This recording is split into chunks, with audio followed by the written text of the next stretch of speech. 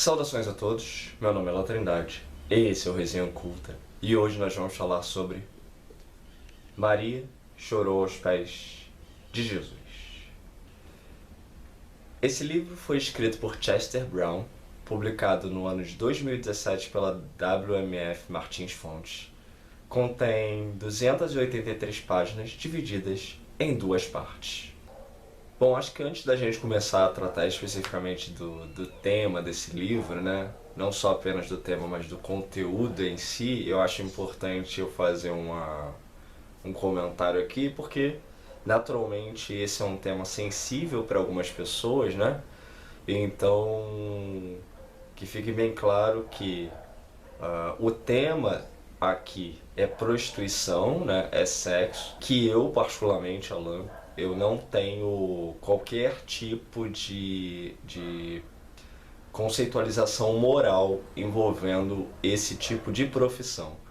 Então, para mim, a prostituição é uma profissão como qualquer outra, então eu não atribuo demérito ou mérito nenhum, né, nesse tipo de ofício. Então, sempre que a gente estiver falando desse tema aqui, né, como vai ser o caso nesse vídeo, é importante que se tenha em mente que, embora eu vá tratar desse tema, primeiro, eu particularmente não atribuo valor moral a esse ofício, né? Se você tem algum valor moral, se você acha que a prostituição é algo errado, é algo correto, isso é algo que te cabe e não cabe a mim. Segundo, que eu sou o indivíduo que vou tratar do tema. Então, não necessariamente o que está sendo dito pelo autor eu concordo. Então, antes de você pensar em vir aqui talvez me xingar por causa desse vídeo, porque eu sei que é um tema sensível para algumas pessoas, né? Pense nisso, pense que eu sou apenas o indivíduo que está analisando o livro, né? Mas não fui eu que criei o livro, não fui eu que desenvolvi essa teoria sobre a prostituição dentro da conjuntura que a gente vai abordar aqui. Então, antes da gente tratar do Maria chorou aos pés de Jesus, né, o primeiro livro que eu li do Chester Brown foi esse aqui, Pagando por Sexo. Lembrando que o Chester Brown, ele é um cartunista, né, ele é um indivíduo que faz desenhos em quadrinhos. Então, esse livro aqui a gente não vai resenhar porque esse livro não trata de religião, não tem nada a ver com religião, é simplesmente uma espécie de biografia sexual do autor. Então aqui ele resolveu contar como era a vida sexual dele, né, que ele sempre muito... Ele é meio... Né, acho que talvez um pouco por causa disso, deixa eu ver se tem uma foto aqui. Ele não é das pessoas que eu considere, que as pessoas vão considerar das mais afeiçoadas, né? Ele tem uma carinha não muito... tá muito reflexo aí, mas... ele até diz que um amigo dele diz que ele parece um ET. Nesse livro aqui, ele vai tratar basicamente da biografia sexual dele, né? De como ele começou todo o envolvimento dele com prostituição, né? Porque ele sempre foi um indivíduo que teve uma certa reticência em relacionamentos e tudo mais, então ele encontrou no consumo da prostituição um caminho para viver a vida sexual dele. Então ele decidiu, olha, a minha vida sexual vai ser baseada em consumir prostituição, em me relacionar com prostitutas, e é assim que eu vou levar a vida. E aí ele destaca algumas prostitutas nas quais ele se relacionou, sempre em quadrinhos, né? Grande parte do livro em quadrinhos. Deixa eu ver uma página aqui que eu possa mostrar que para não ser censurado pelo YouTube. Aqui, ó, os quadrinhos, ok? Bom, e de qualquer forma, no decorrer desse vídeo eu vou colocando as páginas do outro livro, né, para vocês verem como mais ou menos é o traço dele. Mas falando rapidamente desse livro aqui, então, aqui ele fala sobre isso, sobre a experiência dele com algumas prostitutas. Ele é canadense, E sobre a realidade do Canadá em relação à prostituição, questão de leis, questão de divergências ideológicas com feministas, as opiniões deles sobre como as coisas deveriam ser, como as coisas não deveriam ser, e etc. Então todo esse livro é baseado nesse tipo de vivência, né? Então ele primeiro mostra como é a experiência dele, como foi a experiência dele de muitos anos, sendo um indivíduo que sempre esteve em contato ali com prostitutas e prostituição, e depois ele vem trazendo uma discussão bastante interessante sobre o tema, né, de modo a elevar a discussão, né, tirar a questão da prostituição como um assunto marginal, né, um assunto a qual não se pode falar, e trazer uma luz sobre o tema. É isso. Bom, mas o nosso ponto aqui é esse aqui, né, que é o Maria Chorou aos Pés de Jesus, que também é um livro em quadrinhos, né, e ele tá vendo, ele é menor, ele é metade assim do... Ele tem um formato diferente, né, ele é metade do outro aqui, então ele é bem prático, ele é quase mas é grandinho. Ele é quase um livro de bolso, e prostituição e obediência religiosa na Bíblia. E, bom, é esse o tema que nós vamos tratar aqui. A primeira coisa que eu estranhei quando eu comecei a ler Maria Chorou aos Pés de Jesus foi que não tem introdução. O livro já começa com a primeira história, que é a história de Caim e Abel. E aí eu falei, pô, não tem mais nenhuma introdução, já começa assim, então eu achei isso um ponto curioso, né? Não é comum, mas vale ressaltar que, e aí mais uma introdução aqui, ele não traz introdução, mas eu trago.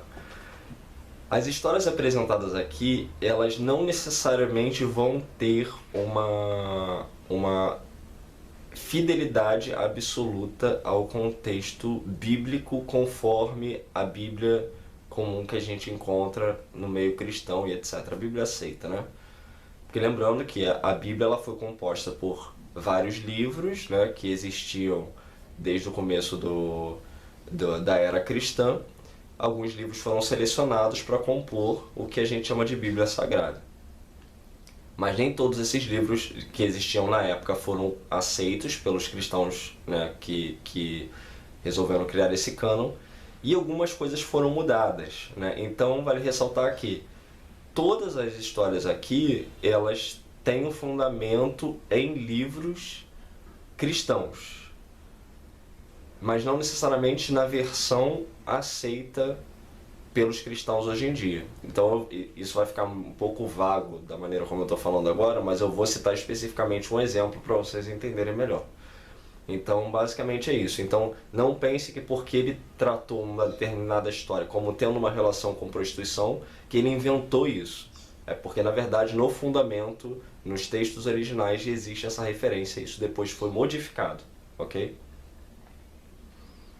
Então nesse vídeo aqui a gente vai tratar das histórias basicamente como eu fiz no vídeo da mitologia nórdica. Então eu vou primeiro fazer as sinopses das histórias e depois a gente vai tratar do assunto especificamente, né? Então eu não vou dar spoiler das histórias, se bem que essas histórias são conhecidas de todos, são histórias bíblicas, né?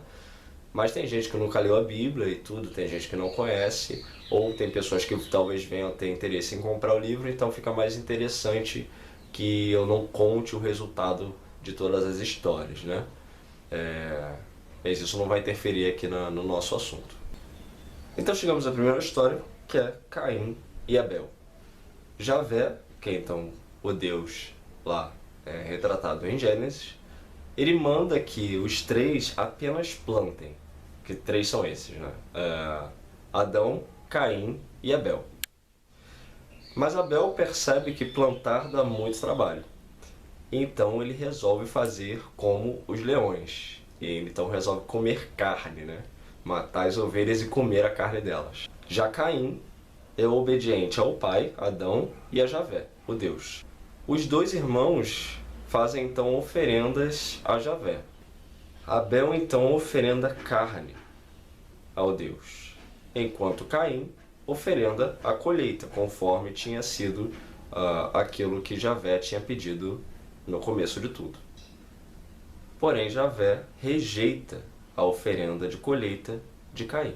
Caim, então, não gosta nem um pouco dessa atitude do Deus e da atitude do próprio irmão, e a história não termina bem.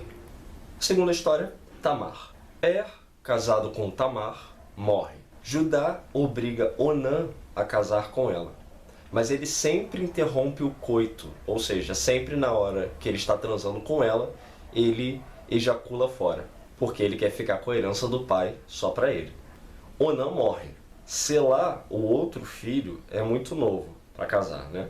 Judá devolve Tamar para seu pai para esperar Selá crescer, na esperança de então desposá-la no futuro. Judá teme que Tamar o mate.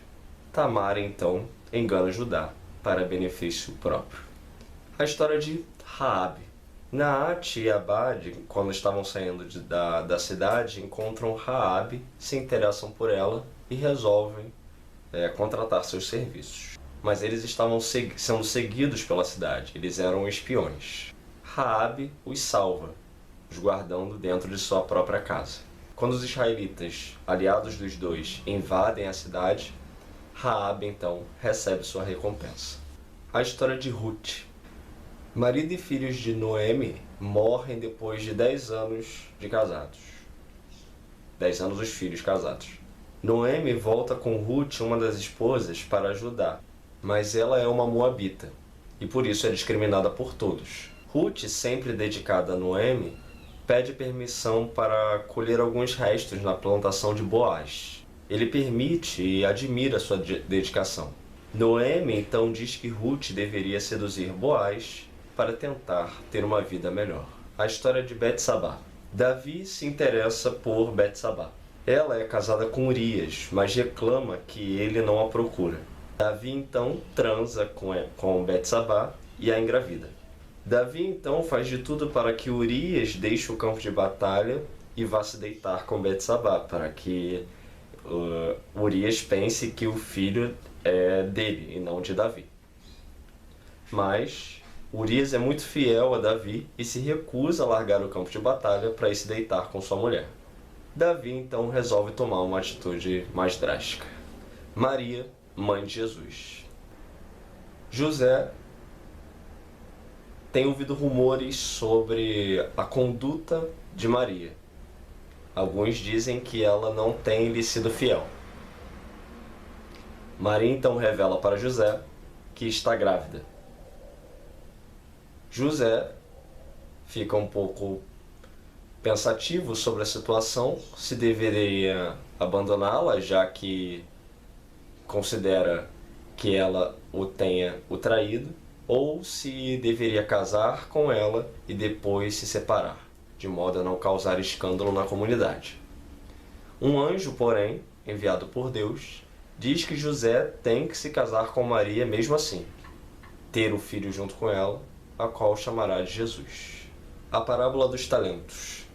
Um mestre sai para uma viagem de 2 anos e confia seu dinheiro a seus 3 escravos. 5 talentos ele dá para Enós, que gasta tudo com prostitutas. 2 talentos ele dá para Ofir, que investe o dinheiro e duplica. 1 talento ele entrega a Efer, que enterra, e na volta do seu mestre ele então entrega de volta como lhe fora inicialmente exigido. 1 foi agraciado com a liberdade.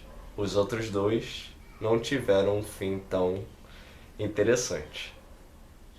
Quem dos 3 recebeu a liberdade? Aí aqui vem um exemplo daquilo que eu tinha dito anteriormente, quando eu disse que a versão aceita da Bíblia diz uma coisa e aqui a história que ele retrata diz outra. Por quê? A versão grega, né, na qual é a tradução, se baseia a tradução na qual nós temos da Bíblia, ela não cita o que 2 desses escravos fizeram, né? Não diz que um deles gastou com prostitutas, por exemplo. Então essa versão foi extraída da versão mais antiga desse evangelho, que era conhecido então na época como Evangelho dos Nazarenos, ao invés de ser conhecido como Evangelho de Mateus. que é então a versão em aramaico desse evangelho, né? Então, recapitulando, né? A versão da Bíblia comum que nós temos não fala que há uma relação com prostitutas. A versão mais antiga, que é a versão em aramaico, ela cita especificamente a questão das prostitutas, como citado aqui na página 177. O mestre tinha 3 escravos, um que gastou sua fortuna com prostitutas e flautistas, um que investiu o dinheiro e aumentou seu valor, e um que escondeu o dinheiro. O primeiro foi recebido de braços abertos, o segundo foi repreendido e só o terceiro foi trancafiado na prisão. Tradução de Eusébio em Herman, 2003, página 10. Então, o indivíduo que gastou o dinheiro com as prostitutas, ele foi agraciado, ele foi recompensado, ele foi saudado pelo mestre. O que duplicou o dinheiro foi repreendido. Né? Então o cara que ele conseguiu mais dinheiro pro mestre, o que gastou com prostituta, recebeu os parabéns. O que duplicou o dinheiro do mestre, ele tomou um esporro do mestre. E o terceiro que guardou o dinheiro e devolveu ao mestre, ele foi preso pelo mestre, né? E essa cena é importante de se manter em mente, porque isso vai ter a ver com um argumento do autor que a gente vai tratar mais à frente, né? Mas é importante destacar isso, que o indivíduo que gastou dinheiro com as prostitutas, que se divertiu e etc., ele foi agraciado. O Herman, a gente já falou do Herman aqui num outro vídeo, que é o que Jesus disse, o que Jesus não disse, que é um dos maiores teólogos do mundo. E então quem não assistiu quer saber um pouco mais sobre a questão dos textos, como surgiram os textos, qual era a conjuntura do surgimento dos evangelhos e tudo mais, os textos do Novo Testamento, né, da Bíblia, vale a pena assistir esse outro vídeo que nós fizemos aqui. Eu vou colocar ele aí no final desse vídeo para quem tiver interesse em ver. E tem esse outro livro aqui do Herman também, que é Jesus Existiu ou Não? Né? Aquele onde vem tratando dessa questão, que é uma questão pertinente, né? Embora um pouco perigosa às vezes, falo por experiência própria, questionar a existência histórica de Jesus, mas a gente vai tratar desse livro aqui num outro vídeo, mas o Herman é sempre uma referência recomendadíssima, né, em questões de pesquisa histórica do cristianismo. A história de Maria de Betânia. Maria lava os pés de Jesus com nardo. Nardo é uma espécie de óleo. Simão acha isso um absurdo, pois ela é prostituta. Judas acha um absurdo, pois poderiam ter gasto dinheiro desperdiçado com o nardo sendo jogado nos pés de Jesus, dando aos pobres, né? Ao invés de usar o nardo, poderiam pegar aquele dinheiro e distribuir para os pobres. Jesus discorda dos dois. Posteriormente ele vai tratar longamente sobre esse ponto, né? Sobre o fato de Maria Betânia mostrar os cabelos, né? Porque ela lava os cabelos, ela lava os pés dele com os cabelos, nardo e lágrimas, né? Então ela pega os cabelos e passa nos pés dele. E isso, mostrar os cabelos, era algo reservado apenas ao marido, né? A gente vê a mesma coisa hoje com os muçulmanos, né? Porque é tudo um mundo ali do mesmo meiuca ali, né? E essa coisa muito forte, né, entre os muçulmanos, o hijab, a mulher tem que usar o hijab, que esconde o cabelo e tudo mais. Então isso também já vinha ali daquela época, né? E então ela mostra o cabelo na frente dos outros apóstolos, ela lava os pés dele com nardo, né? E quem mostrava os cabelos para outros homens eram então as prostitutas. E além disso, ele considera que lavar os pés pode ser um eufemismo para transar.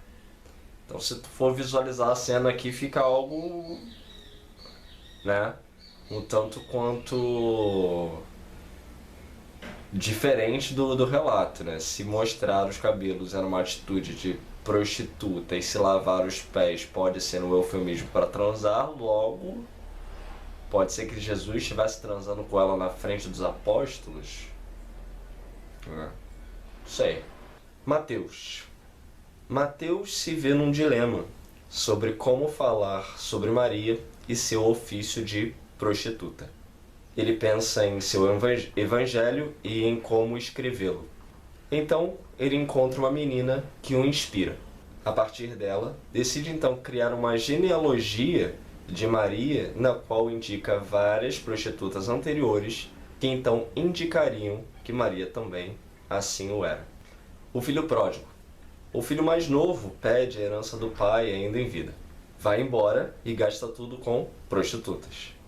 Ele volta sem nada e o pai o recebe com um banquete. O filho mais velho se ressente e pensa que o pai prefere então o filho mais novo. O pai se justifica dizendo que o filho mais novo viveu, enquanto que o mais velho, em sua obediência cega, está morto.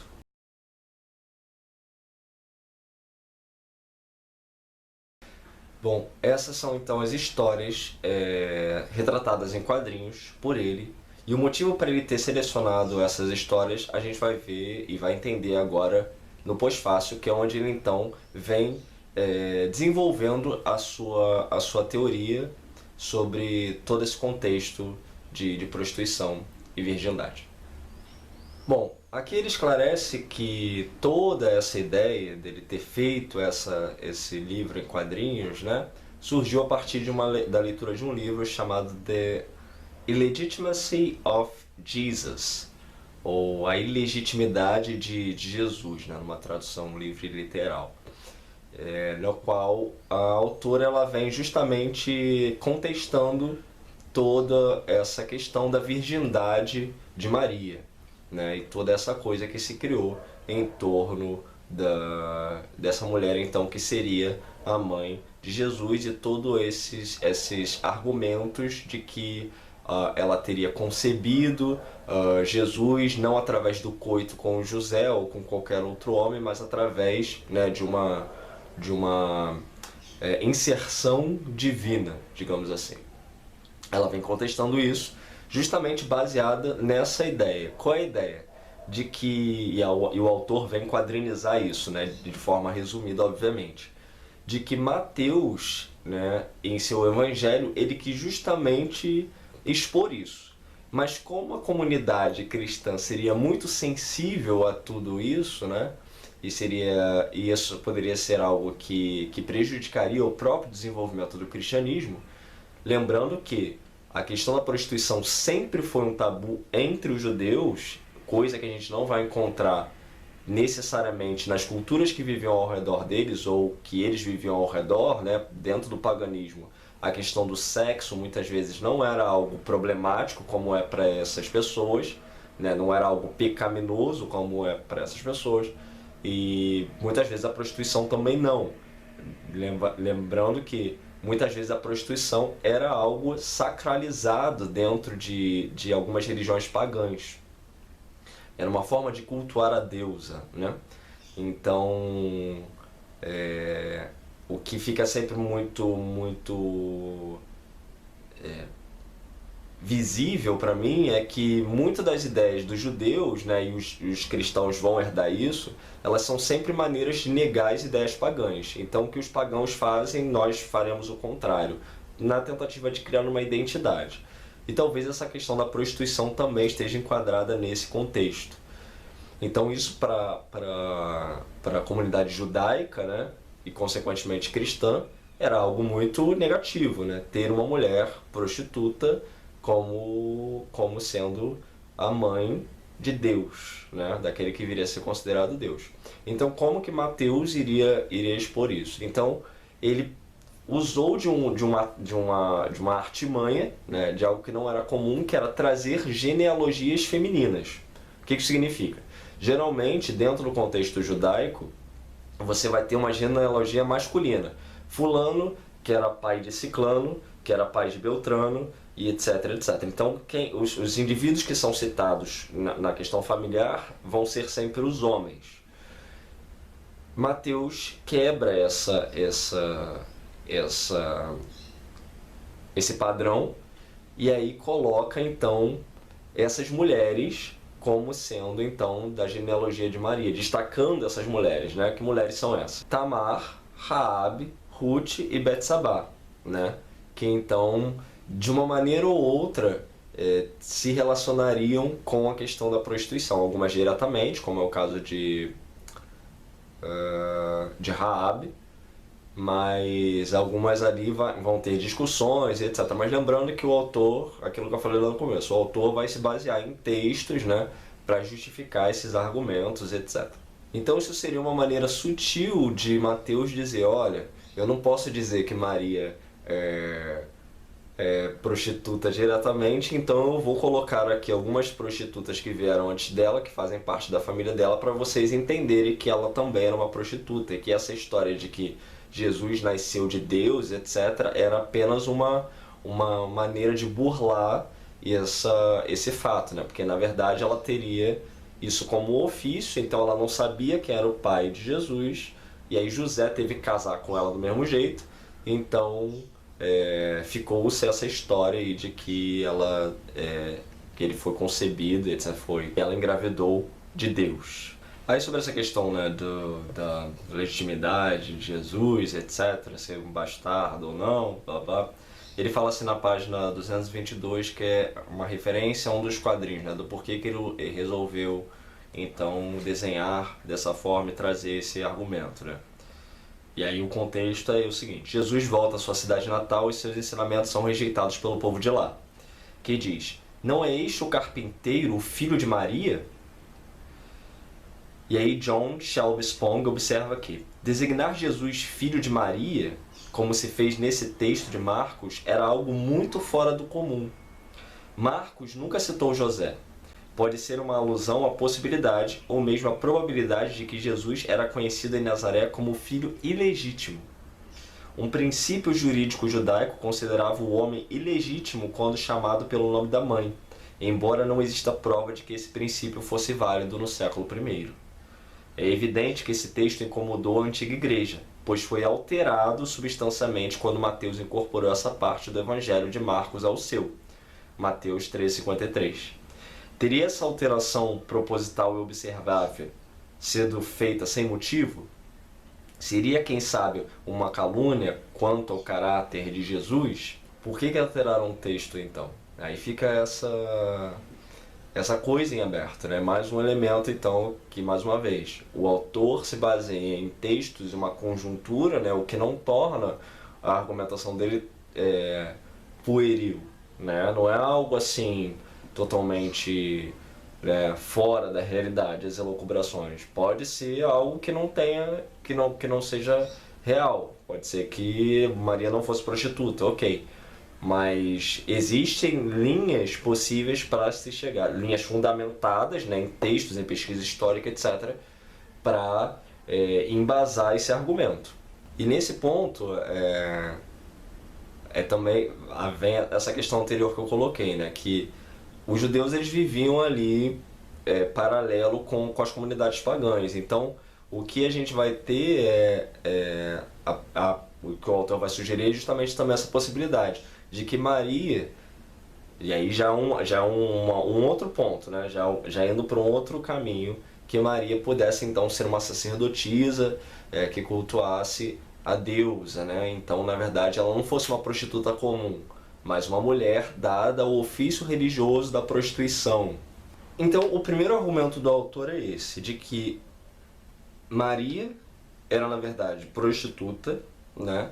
E que Mateus usou da genealogia para indicar isso no seu evangelho. Esse é o primeiro ponto, o primeiro argumento do autor. Ele vem ainda com o segundo argumento, que é o quê? Dizer que Deus e Jesus, na verdade, não querem obediência. Então lembra que eu falei lá sobre a questão de ser importante destacar, manter em mente a história de que o escravo que foi recompensado na parábola de Jesus foi o escravo que gastou o dinheiro do mestre com prostitutas? Então, isso, segundo o autor, seria uma maneira de Jesus dizer que, na verdade, o que você tem que fazer é viver a sua vida. Jesus não quer a sua obediência cega, né? Deus não quer isso. Deus recompensa os ousados, recompensa aqueles que o desafiam, né? Que vivem a vida não sob o jugo ali da regra e da fé cega e tudo mais, mas que desafiam as regras e que vivem a vida da maneira como querem. Ele diz o seguinte na página 223: Deus não está interessado em moralidade, mas sim em amor. Quanto mais agirmos em relação aos outros com amor, mais nossas ações nos parecerão morais. O problema com as leis é que elas obrigam a moralidade de maneira não amorosa. Não acho que Jesus fosse contra a lei do Torá. Eu diria que ele via a lei como algo espiritualmente relevante. Respeitá-la, tudo bem, mas sem esperar que ela vá conduzir alguém para mais perto de Deus. Pode-se descumpri-la e ainda assim ficar perto de Deus, desde que se tenha a postura correta, de amor, em relação à vida e às outras pessoas. Jesus não queria sair dizendo que a lei era feita pelos homens, não por Deus. Embora seu comentário sobre Moisés em Mateus 19:8 e Marcos 10:5 sugira que era nisso que ele acreditava. Em vez de ofender sua audiência, ele transmitiu essa mensagem, sobretudo em parábolas, como o filho pródigo, os talentos e o bom samaritano. Aí até lá no texto, na resenha que eu escrevi, né, no blog, eu contesto um pouco isso, porque quando eu li isso a primeira vez eu achei muito estranho. Eu falei, pô, mas isso é uma ideia tão visível, né, especialmente no Antigo Testamento, essa coisa de Deus punir e etc. Eu não consigo conceber muito bem esse ponto aqui do Brown, quando ele fala de Deus, né? A Deus não quer obediência. Se eu for me basear na ideia do Deus do Antigo Testamento, eu não compro muito essa ideia não, particularmente não, porque existem vários momentos ali que o Deus do Antigo Testamento pune as pessoas justamente por elas não terem seguido as suas regras, né? Então ele vai lá e destrói todo mundo, etc. Isso é bem marcante, bem característico, ao meu ver, no texto. Então eu não consigo comprar muito essa ideia, não.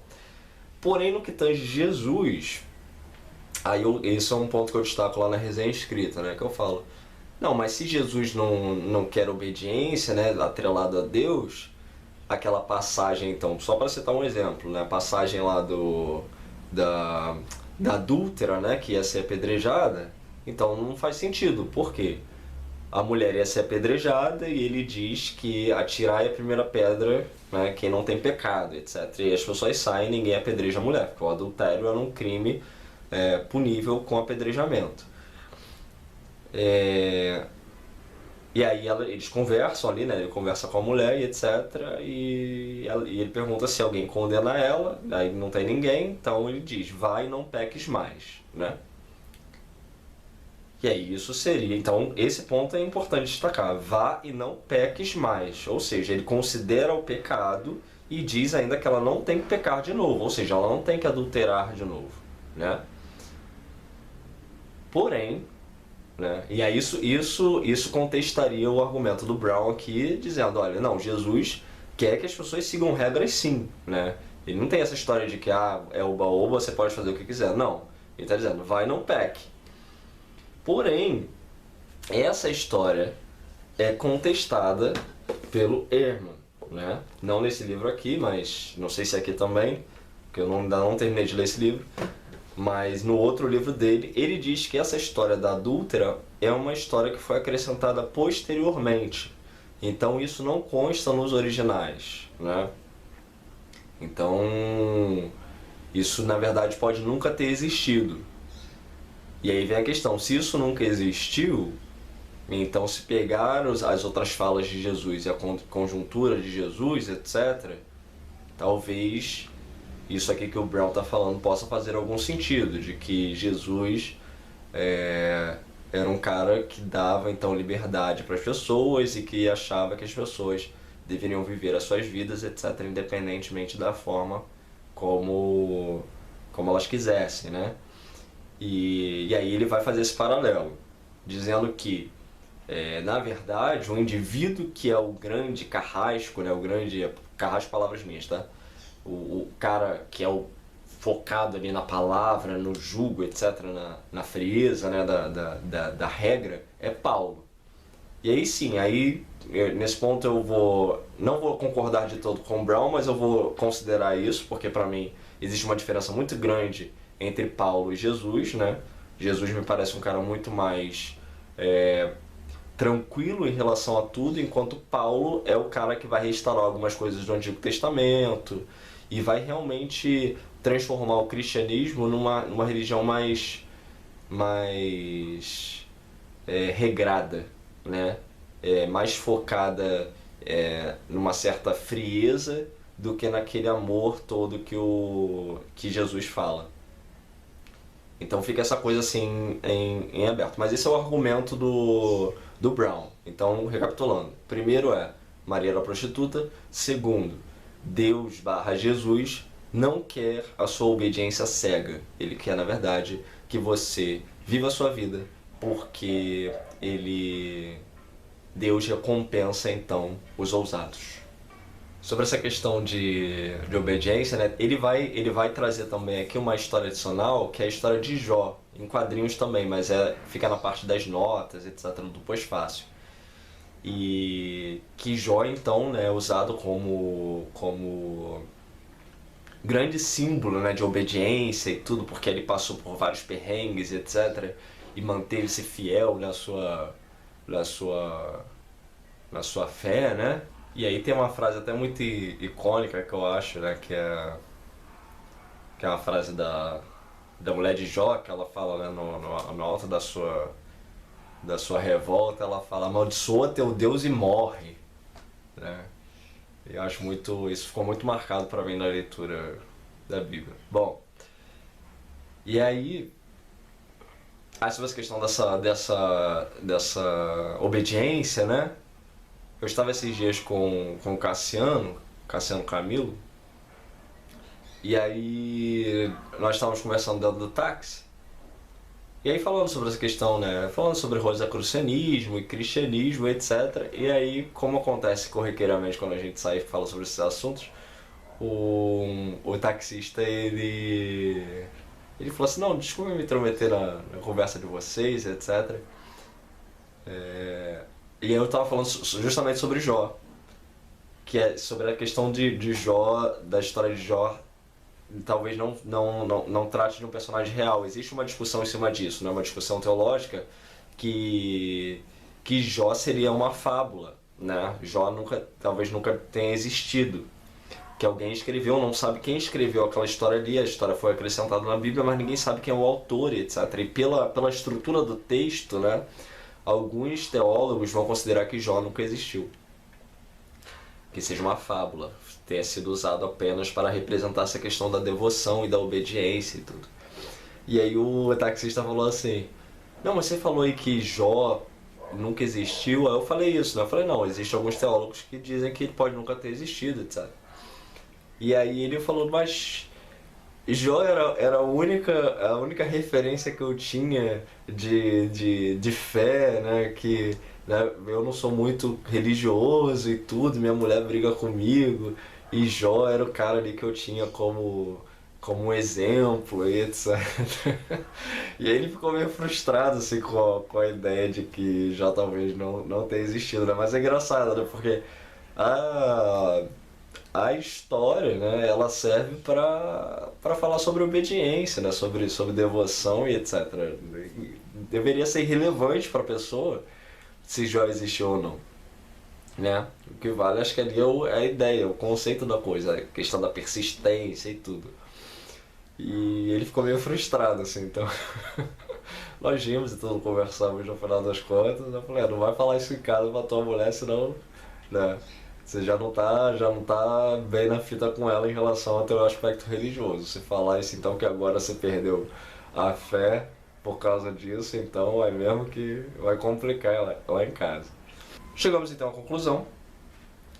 A primeira impressão que eu tive desse livro foi um pouco frustrante, porque eu sinceramente esperava, por causa do subtítulo, né, que ele chama de prostituição e obediência religiosa na Bíblia. Quando essa coisa prostituição, né, a gente dá um peso sempre muito grande para isso, e eu achei que iam vir histórias assim muito mais escabrosas da Bíblia, né, porque quem já leu a Bíblia inteira sabe que essas histórias aqui apresentadas por ele são até muito tranquilas comparadas a outras, né, histórias, como, por exemplo, a história de Sodoma e Gomorra, né?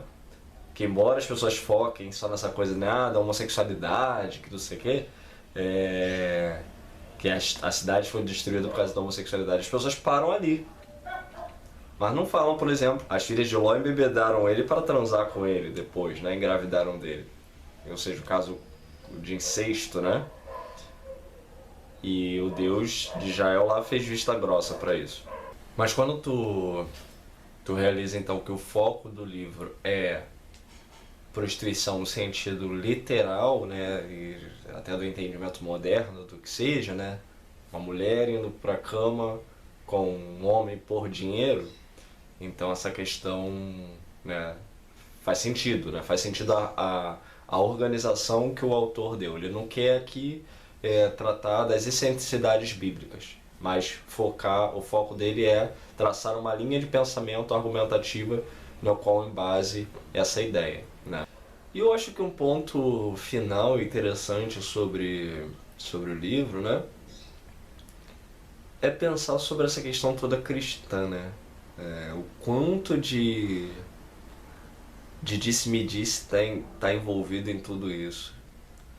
Né? Algumas pessoas às vezes me perguntam por que eu deixei de ser cristão. Que eu era cristão na minha infância, né? E eu sempre tive essa inclinação religiosa e tudo mais. E aí eu sempre respondo para as pessoas isso, foi um estudo. Né? Não estou querendo desmerecer ninguém com isso, mas é, em algumas pessoas a descoberta de determinadas coisas, etc., faz com que elas persistam ali naquela fé, etc. Para outras, faz com que elas passem a duvidar de tudo. E eu acho que a fé ela não combina com a dúvida, né? Então, no meu caso, foi bem isso, assim, são tantas questões envolvendo o cristianismo, né, que pra mim tudo ficou muito enuviado, assim, tudo ficou muito... Eu fiquei muito desconfiado de tudo, a estruturação histórica, bíblica, os relatos que muitas vezes não se encaixam, né, ou se contradizem, etc. Então, eu acho que o cristianismo ele tem muito disso. E aí eu acho que isso não combina muito com a questão da fé.